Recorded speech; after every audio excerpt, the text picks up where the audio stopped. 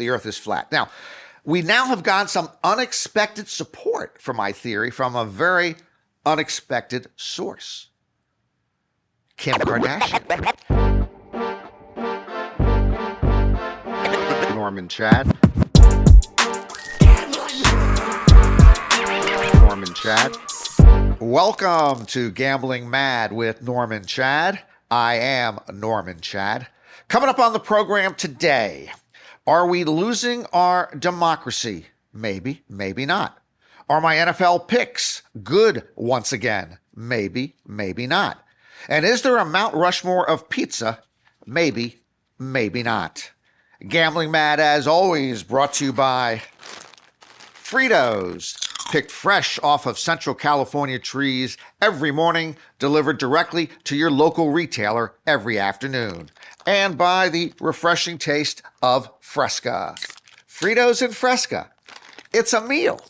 The New York Times editorial board recently asked, are we losing our democracy? They compiled a list of 12 signs of democratic erosion. 12 signs that we are moving from democracy to autocracy. I offer them now to you without comment. Well, I'll comment at the very end. Here we go. The 12 signs of democratic erosion. Number 1, an authoritarian stifles dissent and speech. Number 2, an authoritarian persecutes political opponents. Number 3, an authoritarian bypasses the legislature. Number 4, an authoritarian uses the military for domestic control. Number 5, an authoritarian defies the courts. Number 6, an authoritarian declares national emergencies on false pretenses. Number 7, an authoritarian vilifies marginalized groups. Number 8, an authoritarian controls information and the news media. Number 9, an authoritarian tries to take over universities. Number 10, an authoritarian creates a cult of personality. Number 11, an authoritarian uses power for personal profit. And number 12, an authoritarian manipulates the law to stay in power. Lo and behold, Donald Trump has started to do all of this. 12 signs of democratic erosion. Once again, thanks to the New York Times for their words that I just borrowed, and let us move on. Oh, I'm sorry. I forgot. I promised I would comment on this. We are losing our democracy! Wake up, you chowderheads!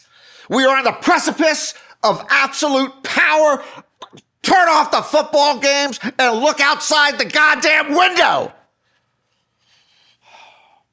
Just a reminder, we're going to have our NFL picks. NFL picks coming up later, and I think we are going to have a good week. Finally, some good news from the White House to pick up the spirits of beleaguered citizens from coast to coast. The United States of America, that's you and me, baby, has become a serial killer on the high seas. 65 dead, woo, via military drone strikes, and more to come. Woo!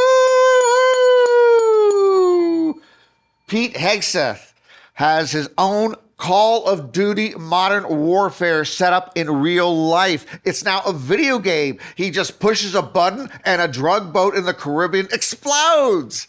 The Department of Defense has become the Department of Massacre. We have blood on our hands and we like it. At least POTUS isn't sending our troops into our own cities. What? Oh. 65 dead via military drone strikes and more to come. Woo! I wore out the bell. D-Gen's good to D-Gen. Case number 1. A prominent coach has been banned by the Badminton World Federation for insider betting. Is there nothing sacred anymore? I used to play badminton in the front yard. We didn't gamble on it. You know, we just banged the heck out of that shuttlecock till there was no more shuttlecock. Joachim Person was suspended for betting violations. He was placing wagers on his mobile phone from courtside during an ongoing game at the 2024 Japan Open. Pete Rose is smiling somewhere from the great beyond. Person was using an online betting account under a false name. At least he was winning. An investigation showed that he cashed on 7 of the 9 bets he placed, netting him $1,522. Now, here's the part I cannot fathom. In 2019, Person was suspended for 18 months for similar betting activity. This time around, they're giving him a 4-year ban. So they gave him a second chance that, frankly, I might not have given him. He does it again, and they still don't give him the lifetime heave-ho? Really? He was betting on the match from courtside while coaching it. What does it take to get tossed out for good? Sleeping with a Kardashian? Jeez. I repeat, the coach was betting on the match with his mobile phone courtside while coaching the match. Degen's gonna degen. Degen's gonna degen. Case number 2. Mark Schlereth is a Fox Sports NFL analyst. He's a blowhard who fills every moment of every telecast with nonstop bloviating. He is exhausting. I can accept that. Many other commentators on these games are just like him. What I can accept is an off-the-field fact that we just discovered about Schlereth. He was on the You Better You Bet podcast hosted by Nick Costas. He was asked what annoys him the most. Schlereth mentioned he hates people wearing flip-flops on planes. He doesn't want to see their feet. Put on a pair of shoes, he said. Now, I understand this, and frankly, I don't want to see feet either. I agree with him. The host then asked Schlereth playfully if people in flip-flops on flights should be executed. Schlereth responded by saying that when he uses the bathroom on a plane, he pees on the floor to make sure that anyone who comes in barefoot or in their socks will get urine on their feet. I normally would repeat this for clarity, but this time I can't. You tell me. I guess he's showing some good judgment and restraint, going with number 1 there instead of number 2. Degen's gonna degen. I have a rule change this week to suggest for the National Football League. It might not seem earth-shattering, but it is sexy. It doesn't have to do with replay challenges or tush pushes or onside kicks. It has to do with strategy, and it is very simple. Once a game, a team can opt for a 5th down.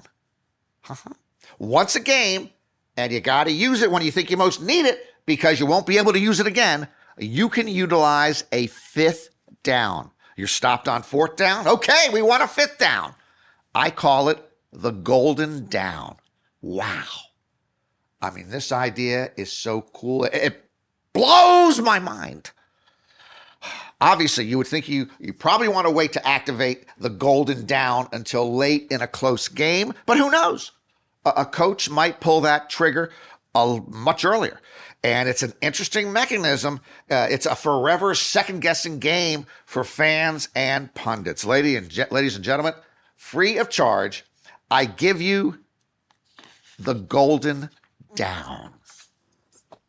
Time for NFL picks. Why am I smiling? Okay, I'm not smiling, but trust me, I'm smiling on the inside. After a season of 2 and 3 weeks, we finally broke out of our slump. Woo! Look at this. 4-1 last week. Now 14-16 for the season against the spread, which is where I like to be, mired in mediocrity. Ravens at Vikings. Let's talk about Minnesota. The Vikings play in the best division in football, where every team is 500 or better. So they are battle tested, just like I am off the field with 3 rough and tumble marriages. The Vikings defense is getting better. After 4 straight games in which they allowed a 123.1 passer rating, they shut down Jared Goff last week. Let's talk about Baltimore. The Ravens have Lamar Jackson back, but they're only 2-3 when he starts this season. Why? The defense is meh. M-E-H. Meh. Plus, the Ravens have never won a game in Minnesota. Never. Never is a long time. In this case, it goes back to the 13th century, or maybe just a couple of games a few years ago. In either case, either way, I am going with the Vikings and the points. Patriots at Buccaneers. These Patriots can't run the ball, but they don't need to. It's like, why take the bus if you've got a car? Drake May is completing 74% of his passes. He has had a 100-plus passer rating in 8 straight games. The Patriots have won 6 in a row, and they are 4-0 on the road this season. They are beastly under first-year beastly coach Mike Vrabel. Vrabel is a man. Vrabel is a man's man. Vrabel might be 2 men in 1 man's body. So, why am I taking the Buccaneers? I'm in a Baker Mayfield frame of mind. He has a 98.1 passer rating. He's only thrown 2 interceptions in 269 attempts this season, and he wears Old Spice on game days. I'm going with the Buccaneers minus 2.5 points. Calendar game of the week. Lions at Commanders. This is a playoff rematch from last season when the Commanders upset the Lions in Detroit. The Commanders are not going to go to the playoffs this season, and this game looks like a 38-9 Lions rout. The Commanders have no pass rush and no secondary. Jaden Daniels is injured and out, and Washington has lost 4 straight games. Meanwhile, the Lions lost at home last week to Minnesota. They have covered the spread now 12 straight times after a loss. They haven't lost back-to-back games since weeks 7 and 8 in the 2023 season. Actually, the 2022 season. But some of you know the first rule of the calendar game. Stuff happens. So, it looks like Lions 38-9. Oh no, I'm going to take the Commanders here. Not with an upset, but they're getting a lot of points. I'm going to take Commanders to cover the spread. Steelers at Chargers. Okay, the clocks moved back last weekend, so that gave me an extra hour to think about this game. That doesn't necessarily help. This is the Sunday night game, and the Steelers are 0-5 in prime time over the last year. However, with the clocks changing last week and the Steelers traveling to a West Coast time zone, they might actually feel like they're playing this game at 6 a.m. Plus, with the game in Los Angeles, and I really don't know why the Chargers still play at SoFi Stadium. With the game in Los Angeles, there might be more Steelers fans in attendance than Chargers fans. Better yet for Pittsburgh, the Steelers' defense is back, baby. I could have sworn I saw Jack Lambert and James Harrison cracking heads last week, and they will chase Justin Herbert all the way down the 405 freeway to San Diego. Frankly, depending on traffic, that might take several hours. Anyway, I will take the Steelers here as a 3-point underdog. Eagles at Packers. What's with the Packers, man? How have they lost to the Browns? And then last week at home to the Panthers? And now they've lost star tight end Tucker Kraft to a torn ACL. Meanwhile, The Eagles always get into shape around this time of year. They are 7-0 in November since the start of 2023. They have covered 4 straight times as an underdog. But this is a tough game to handicap. And when in doubt, I always go back to my tried and true formula. Bet against Philly in any sport, particularly the 76ers, when Joel Embiid is in a foul mood. One quick note for you. The Packers are 5-2-1. Remember, the Packers and the Cowboys had that 40-40 tie a few weeks ago. So as a rule, listen closely, as a rule, a tie helps you in the standings at year's end, or a tie hurts you in the standings at year's end. Don't forget where you heard that. I'm going to close my eyes and take the Packers as a 2.5-point favorite. Was it upside down? It wasn't upside down? Okay. Nobody tells me anything around here. I wanted to do a Mount Rushmore of pizza chains. Yum. There will be no Mount Rushmore of pizza chains. Pizzas have gotten a lot better in the good old USA the past couple of generations. Pizza chains have not. You all know the big ones: Pizza Hut, Domino's, Papa John's, Little Caesars.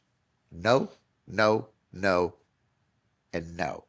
This is an area of American life in which you should definitely shop locally owned businesses. Your favorite pizza joint kills Pizza Hut, Domino's, Papa John's, and Little Caesars. Heck, I'll take Costco pizza over Little Caesars every day of the week and twice on Sunday. And yeah, I don't mind eating pizza twice on Sunday. The pizza chains remain very cheap, but this is a case of you get what you pay for. You know, where are the Five Guys and Shake Shacks of the pizza world where we would pay a little more and get a better product? I wish I lived in the New York City metropolitan area or in New Haven, Connecticut, where those pizzas are 77 times better than the pizza chains. We got a lot of other great ones across the country, whether it's Detroit or Chicago or San Francisco or in Texas, believe it or not. You can find great ones everywhere these days. And let me just shout out 4 spots I go to that feel like home to me. Santillo's Brick Oven Pizza in Elizabeth, New Jersey. Lido Pizza in Wheaton, Maryland. Metro Pizza in Las Vegas. And Vito's Pizza here in Los Angeles. But sadly, as far as a Mount Rushmore of pizza chains goes, doesn't exist. Non-existent. Maybe for life. Recently on Gambling Mad, we proved that the earth is flat. Now, no reason to go into detail about this. Again, you can find the episode if you want to on in our YouTube archive. But suffice to say, we showed everyone that if the earth were round, all of us would just fall off. You can't stand up on a sphere. You know, maybe if you're at the top, but the earth is flat. Now, we now have gotten some unexpected support for my theory from a very unexpected source. Kim Kardashian. She claims the moon landing in 1969 never happened. She says Neil Armstrong couldn't have walked on the moon because there's no gravity on the moon. Exactly. Just like there's no gravity on Earth, which is why we know the Earth is flat. So now, Secretary of Transportation Sean Duffy, he sticks his nose into this whole business. He's the Secretary of Transportation. He's also NASA's acting administrator, and he responded to Kardashian with a post on X. Duffy wrote, "Yes, Kim Kardashian, we've been to the moon before 6 times. Please." Who are you going to believe here? You're going to believe one of the most successful businesswomen in the country or a White House lackey who is the interim director of a space program that can't even get off the ground? I'm keeping up with the Kardashians on this one. How about that World Series? And I apologize to Toronto. I apologize to all of Canada. I would have been happy with either team winning, even though I live in Los Angeles. What a heartbreak for Toronto fans. And, as many great moments as there were in that series, as many great moments as there were in the last game where it could have gone the other way, the one I'll never forget is ninth inning, bases loaded, 1 out for the Blue Jays. Game is tied. 1 run brings it in. Infield is in. There is a ground ball to shortstop, Miguel Rojas. The guy on third base was Isaiah Kiner Falefa. I don't know how to pronounce his last name. IKF, as everyone calls him. Okay? He's thrown out on a bang-bang close play at the plate. As you may recall, Will Smith actually, the catcher, stepped off the plate, stepped back on the plate. It could have gone either way. It was safe. They reviewed it. It was a split second.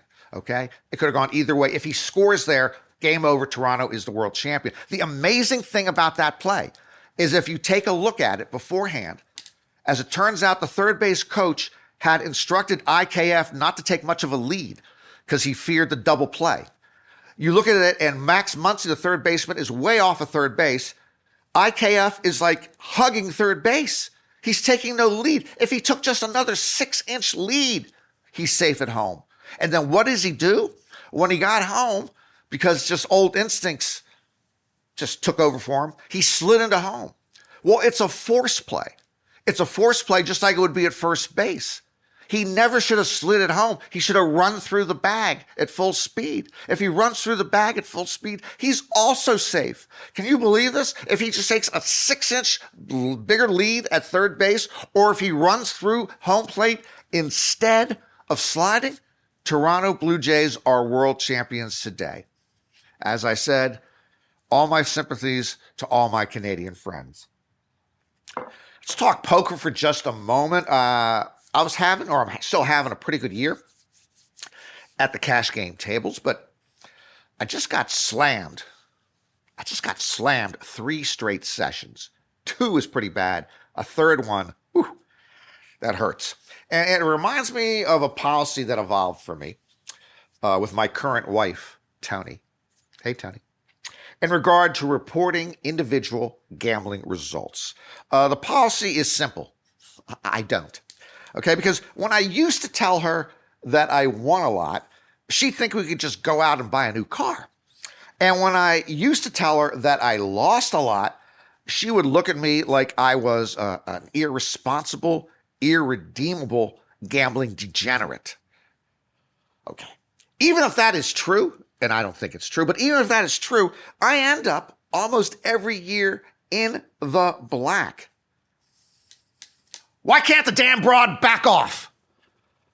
Tony, we're doing fine. I'm having a really good year. We'll get a new car next year. Before we wrap up, I'm going to say this one time and one time only. Would it kill us to be a little nicer to each other? I would say we've lost our moral compass, but honestly, it feels as if we have lost every compass available. And the one that actually bothers me the most is the lack of a decency compass. Just old, plain, fashioned decency. This has nothing to do with left and right, capitalism, or socialism. It has to do with a lack of humanity, a lack of concern or care for someone next to you or in your neighborhood or where you work that needs a little help. Just a helping hand. But when we speak of that these days, we are derided as being woke. Somehow hate is better than woke. Somehow hate is chic. Somehow hate is a preferred lifestyle and woke is a 4-letter word. Somehow we are screwed from here till the next millennium. Is there a better way? Yeah. If someone looks like they need to be picked up, pick them up. If someone is lost, lend them a hand. If someone's crying out for help, help them. A little kindness goes a long way. Would it kill someone to get me a refill on my coffee? That'll do it. That'll do it for this edition of Gambling Mad with Norm and Chad. Hope to see you again next time. And remember, if you're going to roll the dice, make sure they're loaded. I do need coffee. God. Let's talk value menus. I'm not much of a fast food fella, but I see all these commercials talking about their value meals and value menus. A McChicken sandwich, small fries, 4 McNuggets, and a small drink for $5. That's a value deal. Never gave it much thought. Granted, I've got limited thoughts to begin with, and frankly, limited thoughts left in me. But it finally struck me. What exactly is a value meal within a restaurant's larger menu? Well, the joint is telling us that items offered under the value menu flag offer excellent value. That makes sense. Value menu equals good value. But this is the part where one of my few remaining limited thoughts kicked in. I thought to myself, what does that imply about the rest of the menu? They're ripping you off. They're ripping us off with the rest of the menu. Am I right here or am I right? Huh? Yeah, over here, we offer value. Over there, we don't offer value. Over here, we're being reasonable. Over there, we're being unreasonable. The value menu equals good value. The rest of the menu equals we are digging deep into your wallets for maximum profit. We'll fill your cup of soda with extra ice while giving you next to no soda, and we'll charge you every last penny in your pocket by marking up the price of a pickle by 1,500%. And this is driving me gambling mad.